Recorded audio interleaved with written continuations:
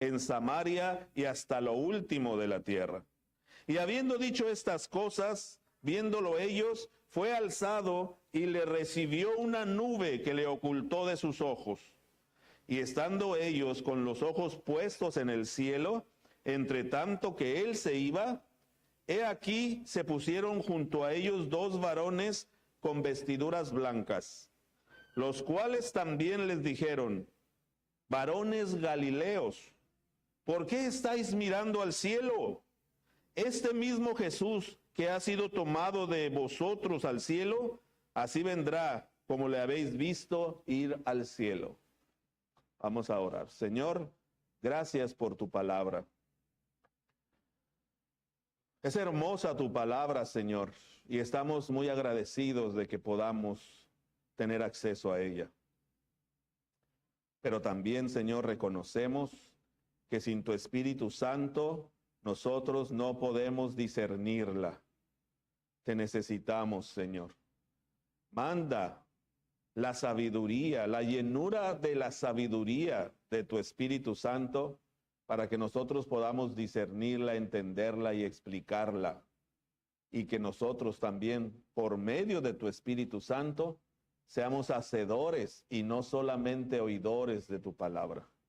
Te pido, Señor, que tu presencia esté en este lugar, que nosotros, Señor, tengamos la actitud correcta para aprender, para practicarla y para enseñarla a otros.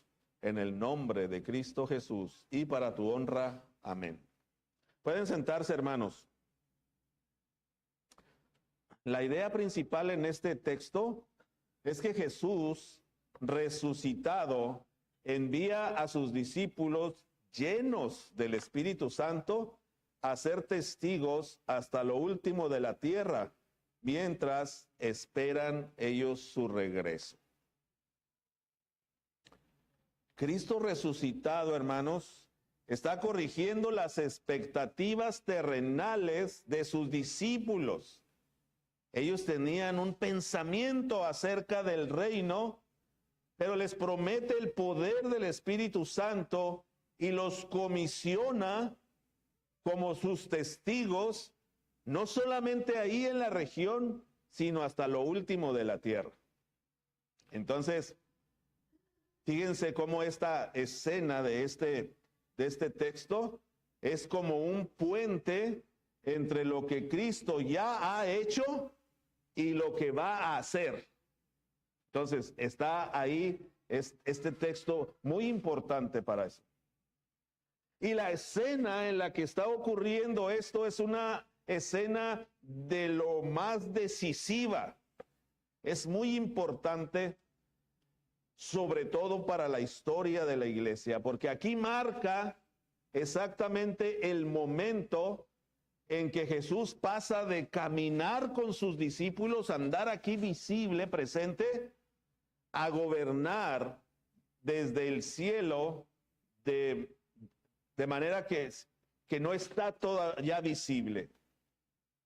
El libro entonces de los Hechos comienza recordando que después de la pasión y resurrección de Cristo, el Señor todavía se presentó con muchas pruebas indudables, indubitables, dice el texto anterior, durante 40 días todavía. Y en esos 40 días le estuvo hablando a sus discípulos y a cerca de 500 personas, y ahorita los está comisionando, los está prometiendo el Espíritu Santo antes de comisionarlos. Entonces, hermanos, los discípulos están llenos de preguntas. Los discípulos están llenos de inquietudes. Jesús les da una comisión y asciende al cielo, y los ángeles anuncian un día en el cual regresará. Y así estableciendo este marco en el que la iglesia vivirá hasta el fin de los tiempos, la luz que nos da este contexto nos dice cómo Jesús corrige las expectativas equivocadas de los discípulos, les promete el poder del Espíritu y los envía a una misión importantísima que todavía continúa ahí.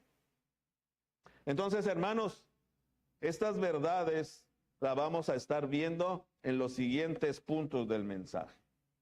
Y el primer punto está en el versículo 6. Una pregunta desenfocada en el versículo 6. Entonces los que se habían reunido le preguntaron diciendo: Señor, ¿restaurarás el reino a Israel en este tiempo? Es decir, mire qué pregunta tan tremenda. Los discípulos habían pasado ya 3 años con Jesús. Jesús resucitó. Jesús les está enseñando que su reino no es de este mundo. Jesús es crucificado y Jesús resucita. Les enseña otros 40 días. Se muestra a más de 500 personas. Y los discípulos siguen teniendo unas expectativas terrenales acerca del reino de Dios. Ellos están aquí reflejando las expectativas de un Mesías que comúnmente el pueblo estaba esperando. Un Mesías libertador, un Mesías político, un Mesías que los haga, que les dé la supremacía sobre todos los pueblos de la tierra. Es decir, los discípulos todavía están conectando el plan de Dios con sus propios deseos de seguridad, sus propios deseos de poder y sus propios deseos de reconocimiento terrenal. Eso es lo que estamos mirando aquí en este versículo.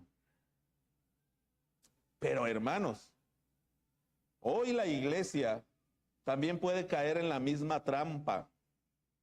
Buscar en Cristo principalmente soluciones políticas, prosperidad económica o triunfos culturales, más que la sumisión y sujeción al señorío de Cristo y a la expansión del evangelio.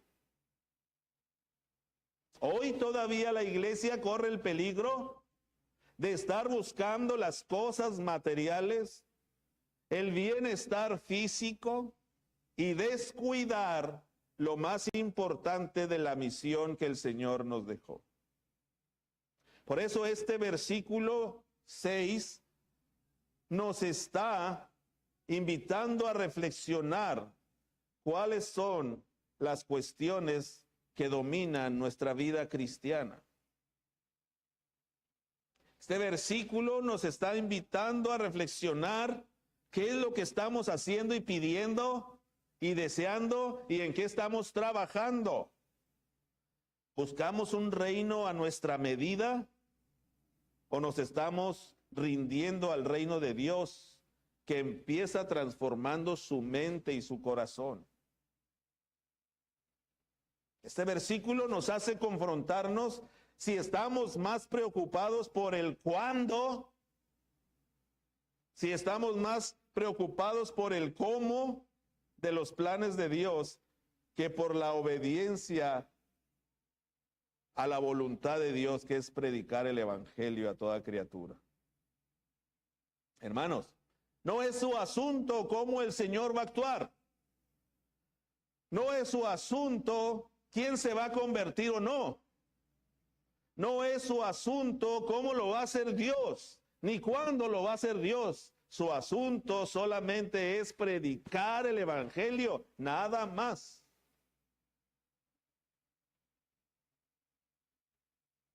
Hermanos, a veces estamos cargando con una pesada carga que no tenemos que cargar y nos ponemos tristes y nos ponemos amargados si no hay resultados como nosotros los queremos, visibles. Pero yo le digo esto, hermano. Su trabajo no es convertir a la gente. Su trabajo no es traerlos a la iglesia. Su trabajo no es convencerlos. Su trabajo es predicarles el evangelio. Lo que ocurra no es su asunto. Usted solamente debe preocuparse por presentar el evangelio fiel, con toda fidelidad. Ese debe ser su desvelo. Ese debe ser su anhelo. Ese debe ser su preocupación. Ser fiel. Lo que pase con su predicación no es su business, ni su carga, ni su complejo. Hay gente que se llena la boca, hermano, fui y prediqué y se convirtieron 40 personas con mi predicación. Gloria a Dios.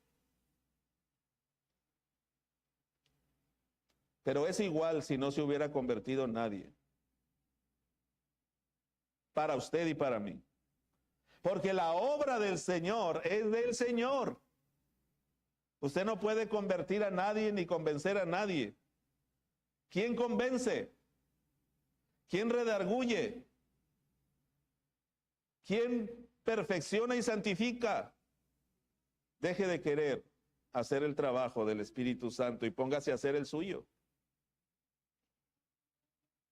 Pero si usted no sabe estudiar la Biblia de manera inductiva para sacar lo que realmente dice del texto y no lo que usted quiere creer, si usted no sabe presentar el evangelio y si usted no sabe ni siquiera qué es el evangelio, ahí sí está fallando usted. Porque ese sí es su trabajo. Ese sí es su trabajo.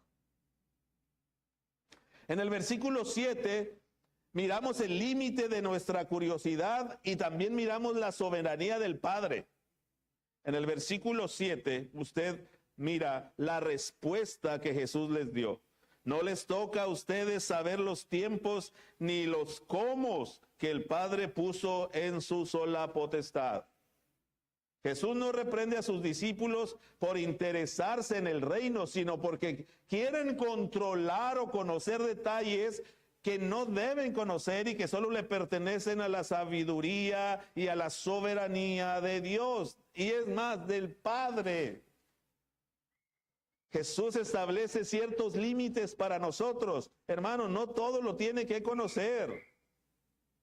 Los tiempos y las sazones abarcan fechas, periodos y etapas del plan redentor de Dios. Y hermanos, muchos ministerios y muchos pastores y muchos maestros han errado y se han perdido buscando estos tiempos y sazones. Y dedican su vida perdiendo el tiempo en lugar de predicar el evangelio, en querer encontrar estas respuestas fantasiosas y a usted lo quieren envolver en eso. ¡Ay, qué extraordinario! La segunda venida de Cristo va a ser en tal fecha y todos, ¡wow!, asombrados. ¿Por qué? Porque no conoce la palabra. Si el Señor le está diciendo que eso no es su business, que eso no es lo que usted debe conocer, que eso no le importa, en pocas palabras, quédese contento con eso. Pero qué afán de querer conocer todas las cosas y querer tener control de todas las cosas. Hermanos, todas las cosas que suceden en este mundo están bajo el control de Dios. Así que esta afirmación que Cristo está dando en este versículo 7, en lugar de limitar a la iglesia o de ponerla en inactividad, lo que está haciendo realmente aquí Jesús es protegiendo a la iglesia. Protegiendo a la iglesia. La está protegiendo de no obsesionarse con cronogramas proféticos, de no obsesionarse de andar buscando que esta palabra tiene tal código y que los códigos de acá y que miren la numerología y que no sé qué, hermano. No es su tiempo, no es su negocio saberlo. Para nuestra vida cristiana, este versículo nos enseña que hay cosas que Dios ha revelado claramente en su palabra y en ellas debemos ocuparnos con diligencia. Hay cosas que Dios ha decidido no revelarnos y frente a ellas sabemos y debemos aprender a responder con humildad, con confianza, con obediencia, no con ansiedad ni presunción de que conocemos algo nuevo que nadie conoce.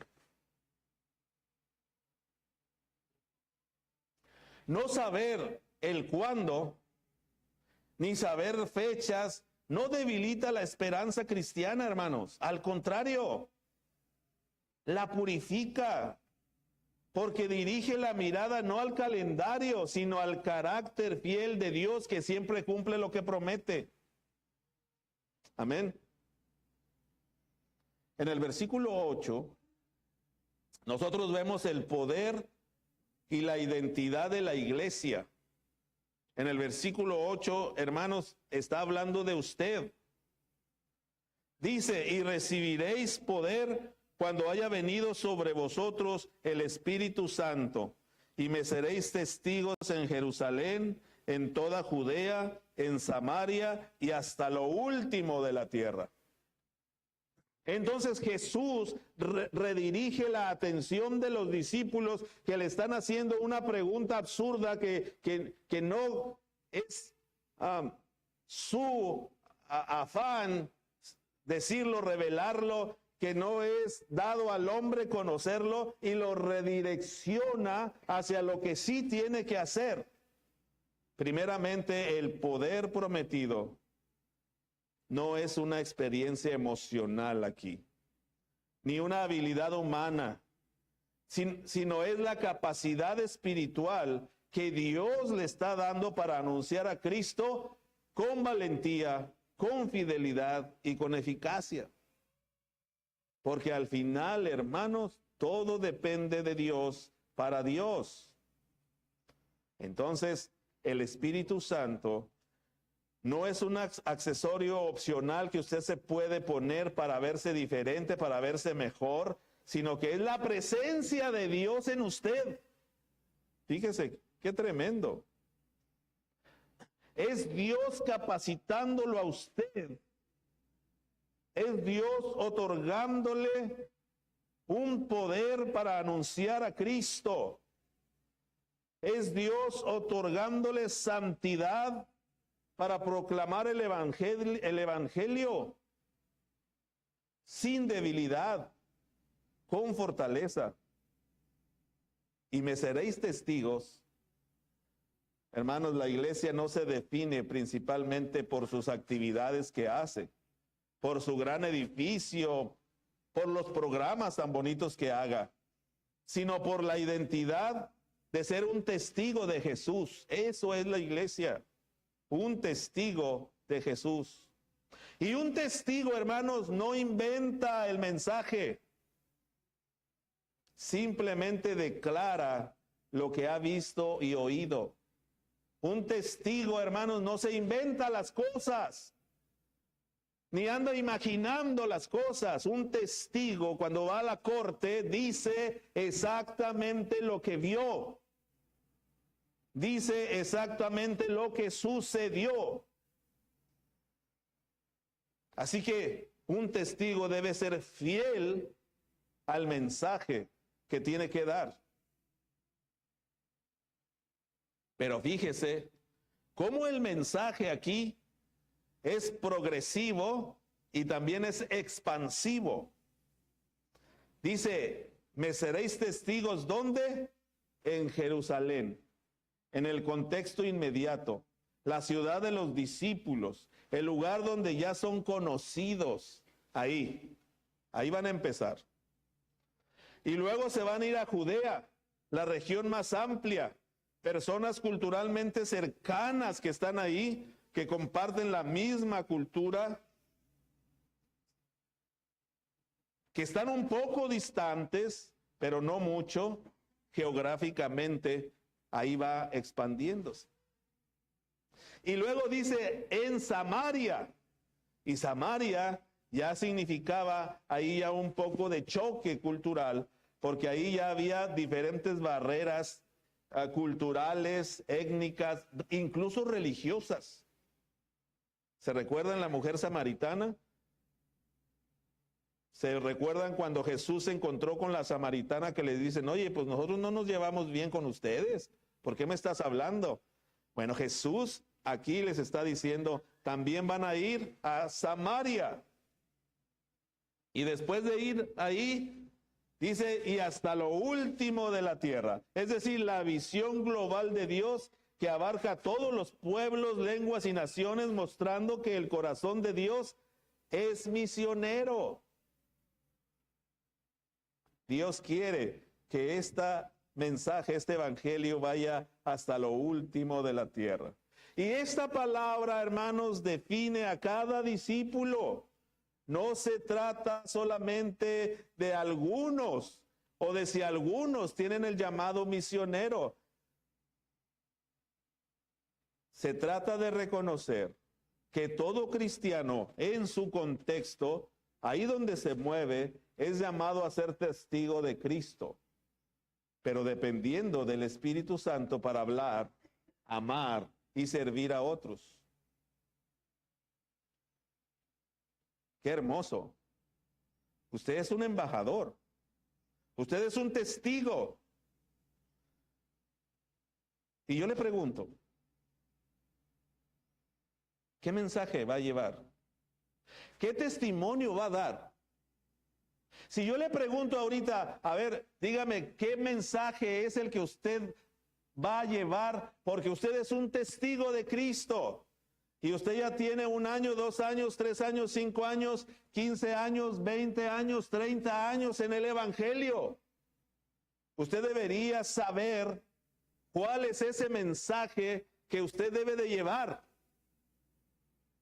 Y si usted no me sabe decir qué es el Evangelio, hermanos, déjeme decirle que como testigo está dejando mucho que desear.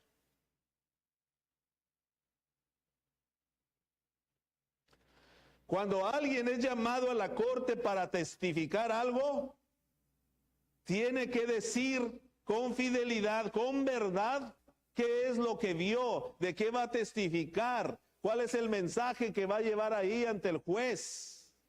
Y no puede decir mentiras. ¿Sí o no? ¿Qué le hace pensar que al llevar el mensaje del Evangelio, usted puede hacerlo sin ningún cuidado y sin ninguna responsabilidad? Hermano, si usted no sabe definir qué es el Evangelio, déjeme decirle que va tarde. Y no se trata solamente para los líderes, ni para el pastor, ni para los misioneros. Se trata de todo aquel que ha creído, que se convierte en testigo de Cristo. Triste es mirar a personas que no saben qué es el Evangelio. Y luego van, invitan a su compañero de trabajo, a su vecino o algo y le dicen, ven a Cristo, mira, todos tus problemas se van a terminar. ¿Está testificando bien eso? Yo no sé cuántos cristianos no tienen problemas, pero si usted ha dicho eso, permítame decirle que usted está diciendo una mentira, porque no se van a terminar los problemas. O algunas personas comparten el Evangelio y dicen, mira, di esta oración y con eso tú vas a ser salvo. Permítame decirle que una oración no salva a nadie. ¿Cuál es el mensaje del Evangelio? Hermano, si no lo sabe, ocúpese con temor y temblor, porque de eso sí le van a pedir cuentas. Dios no le va a llamar para pedirle cuentas de cuántos se convirtieron con su mensaje. Ese no es su negocio. Dios no le va a llamar para pedirle cuentas a cuántos convenció con su manera tan hermosa y bonita de hablar. Dios no le va a llamar a pedirle cuentas para decirle si usted moduló bien su voz para hablar el evangelio con toda claridad. No le va a decir eso. Lo único a lo cual usted tiene que presentar responsabilidad es haberlo hecho con fidelidad. Y si no sabe qué es el evangelio, hermano, ¡ay!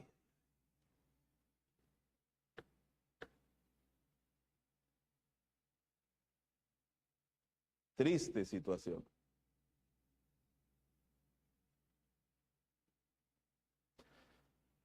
Su responsabilidad, hermano, es ser testigo fiel. Y si no sabe usted, aquí presente, qué es el evangelio, pida una clase de discipulado cuanto antes con su pastor o con algún maestro de aquí de la iglesia. Porque no puede pasar un solo día sin que usted esté listo para testificar. Y el evangelio no es su testimonio personal. No confunda, porque su testimonio personal, hermano, no transforma a nadie. Su testimonio personal, hermano, no salva a nadie. Su testimonio personal para lo único que sirve es para dar un testimonio de lo que Dios ha hecho con usted. Pero su vida, hermanos, a nadie le importa. Su vida ni es importante para que otra gente se convierta. Cuando usted dé su testimonio personal, usted debe de incluir en su testimonio personal el evangelio. Y si no, ¿para qué? Si usted no incluye el evangelio en su testimonio personal, lo único que está es haciendo y entreteniendo a la persona con un buen chisme. Porque qué interesante es escuchar la vida de los demás. Pero si usted ya captó la atención de una persona con su testimonio personal, inclúyale el evangelio. Si no, está siendo ingrato con esa persona, porque usted se salvó, pero él no se está salvando. Enseñamos también a hacer su testimonio personal aquí en la iglesia, para que sea efectivo, llevando el mensaje del evangelio. Entonces, hermano, espero se lleve eso en su corazón, de la responsabilidad que usted tiene como testigo de Cristo. Miren en el versículo 9, ya viene ahí la ascensión. Cristo exaltado, pero presente, ya no en carne. Y habiendo dicho estas cosas, viéndolo ellos, fue alzado y le recibió una nube que le ocultó de sus ojos. Este versículo, hermanos, no describe solo la despedida de Jesús, describe la exaltación de Jesús. El Señor resucitado es elevado al cielo, a las nubes, es recibido allá y nos evoca una presencia gloriosa del Señor. La ascensión, hermanos, confirma que Cristo ha cumplido toda su obra redentora. Ahí en la cruz, en la resurrección y ahora ocupando un lugar de autoridad a la diestra del Padre, donde gobierna todo lo que pasa aquí y desde donde sostiene a su iglesia. Hermanos, la iglesia no anuncia a un líder muerto. La iglesia no anuncia a un héroe del pasado. La iglesia anuncia a un Señor vivo, resucitado, reinante, activo y glorioso. Eso es lo que anuncia la iglesia.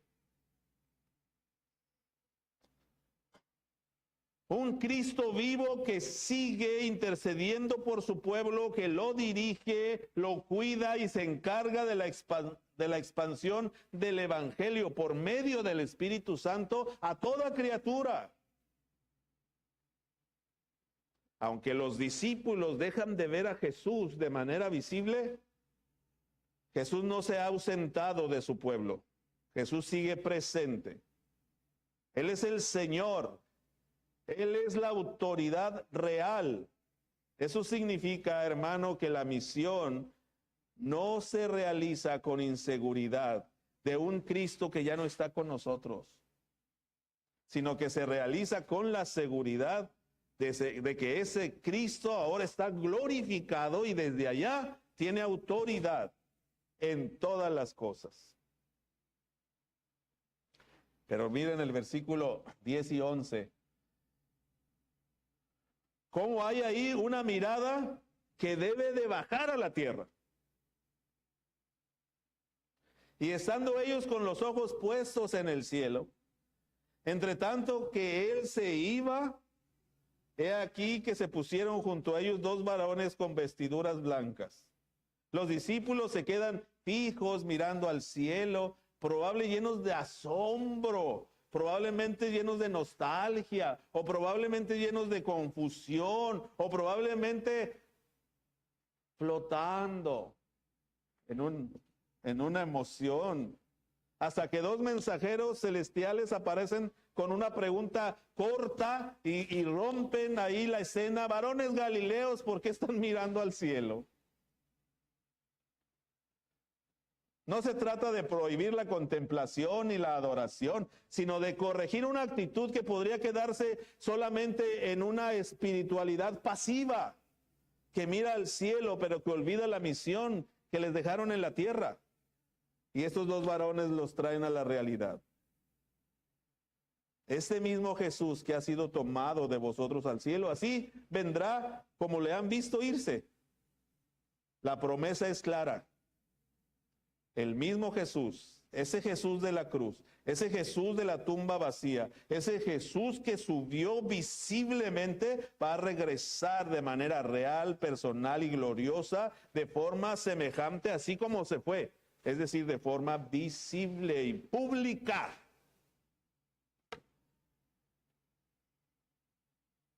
Esa esperanza que todavía nosotros conservamos y que creemos que se cumplirá porque Dios es fiel y ha cumplido todas sus promesas desde siempre, sabemos que también se cumplirá. Pero ahora, bajando ese éxtasis, esa emoción tan hermosa, qué bueno, hermano, que canta, que exalta a Dios, que adora a Dios, qué bueno que siente bonito, pero luego hay momentos en que uno tiene que aterrizar y hacer lo que uno tiene que hacer, porque si se queda ahí, pierde el propósito. Tengo 3 consideraciones finales con sus implicaciones para que usted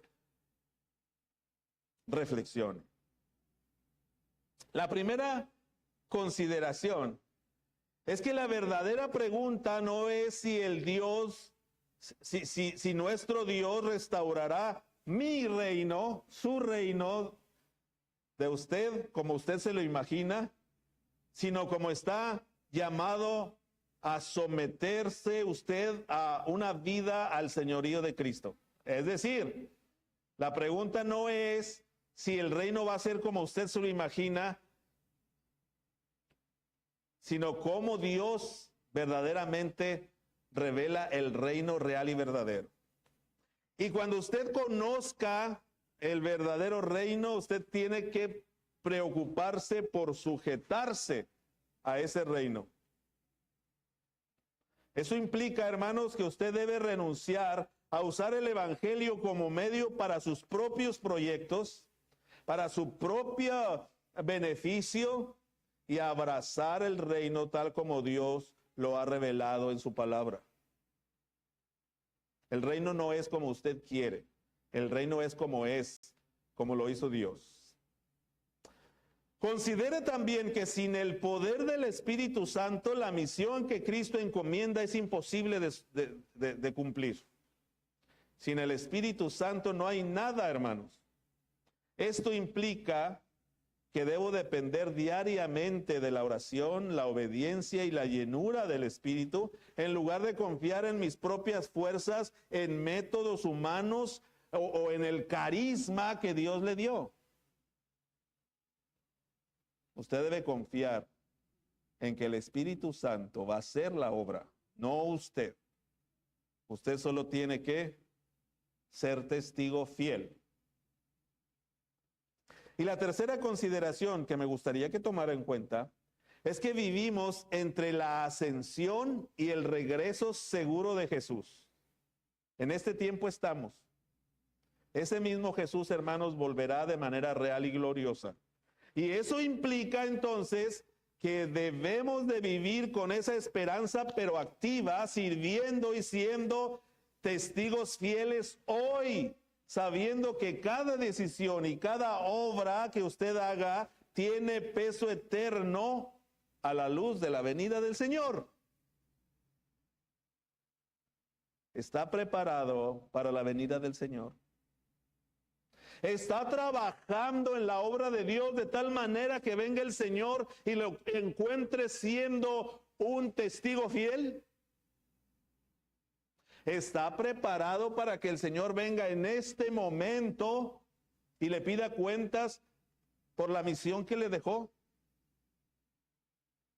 ¿O está demasiado ocupado en sus cosas, buscando progresar en la vida, ser rico, tener casas, terrenos y todas las cosas que usted posiblemente cree que necesita, pero que no necesita, y que solo le hacen distraerse de lo que verdadera y realmente debe hacer en la vida?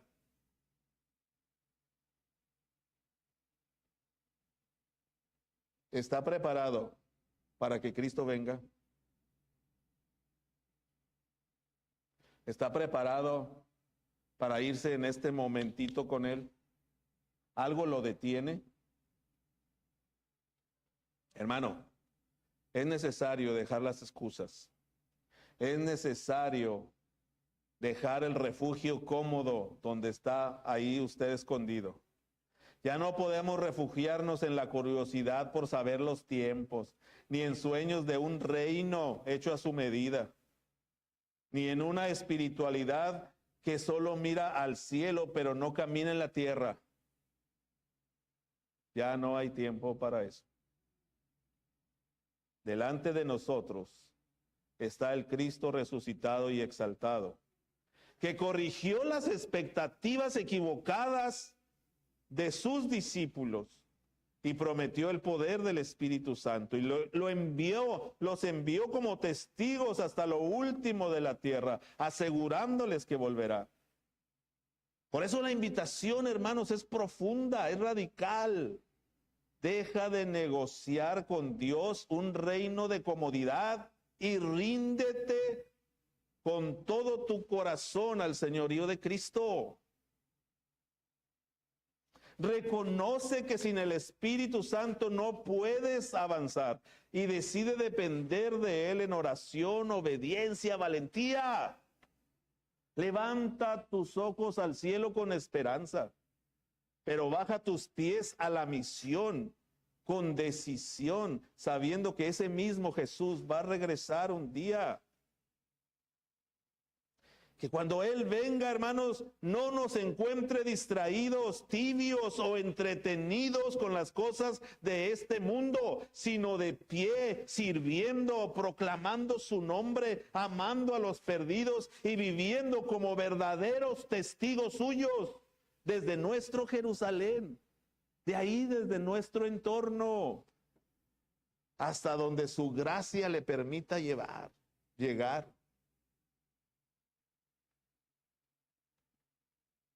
Hermanos, si usted no está listo para recibir al Señor, apresúrese, porque Cristo viene pronto y su galardón con Él. Si usted no está listo, hermano, preocúpese. Ocúpese con temor y temblor de las cosas de su salvación. Que no sea, hermanos, que usted se ha encontrado distraído con las cosas que brillan de este mundo, pero que no son nada con las cosas reales del reino del Señor. Vamos a orar. Hermano Isaías, lleve por favor a los hermanos para que se preparen. Vamos a orar. Señor,